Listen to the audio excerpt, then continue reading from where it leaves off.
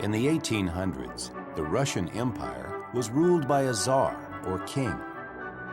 Czars had controlled Russia for several hundred years. Tsarist Russia had a rigid social structure. A few privileged people lived lives of luxury, but the majority struggled just to get by. A third of all Russians were serfs, peasants forced to work the land for masters who controlled their lives. Life in Russia had been this way for centuries. But in the 1800s, people were growing increasingly dissatisfied. Most czars ruled as firm autocrats. They imposed their will on their subjects and showed little concern for people's needs. But sometimes the czars had to make changes. In 1861, under pressure from all sides, Tsar Alexander II freed the serfs. But the action backfired.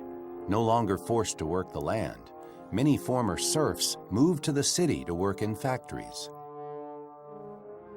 Instead of finding prosperity, they found overcrowding, poverty, and disease.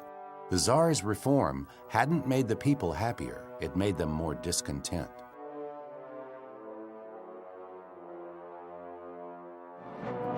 When Alexander's son and grandson succeeded to the throne, they abandoned his reforms and returned to the policy of harsh repression. The Tsars became increasingly unpopular, and opposition to the Tsarist regime continued to grow. Then, in 1904, war broke out between Russia and Japan. Both nations wanted to gain control of Manchuria and Korea in East Asia.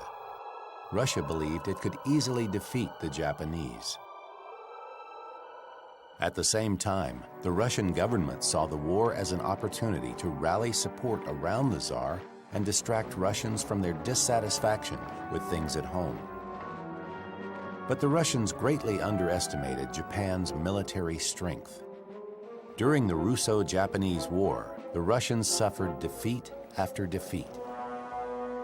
In 1905, Japan destroyed the entire Russian Baltic fleet.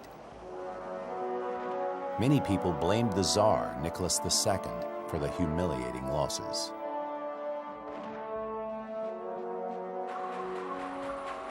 Newspapers and revolutionary leaflets spread the news of the military disasters and fanned pent-up discontent created by years of oppression. The workers called a general strike, protesters flooded the streets, and liberals demanded a constitution.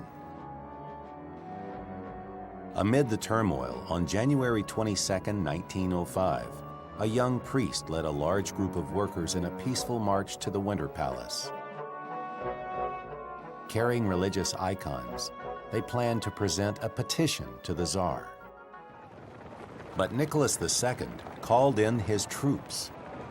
Tsarist soldiers opened fire on the crowd, killing more than 100 innocent people and wounding several hundred more. This event, known as Bloody Sunday, sparked the Russian Revolution of 1905. For months, Russia was torn by strikes, riots, mutinies, and political assassinations. Nicholas feared that the violence would topple his empire. Toward the end of 1905, he issued the October Manifesto. In this document, he promised basic civil liberties. He also announced the formation of a national legislature, or Duma, that would have to approve all new laws. The first Duma met the following year. It did not take long for delegates to learn that, despite promised reforms, Nicholas II was still in charge. After 10 weeks, Nicholas simply dissolved the Duma because the majority of those elected had opposed him. Nicholas had survived the revolution of 1905, but the people's anger didn't disappear. And in just a few short years, the people would rise again, and the Tsar's regime and his empire would come crashing down.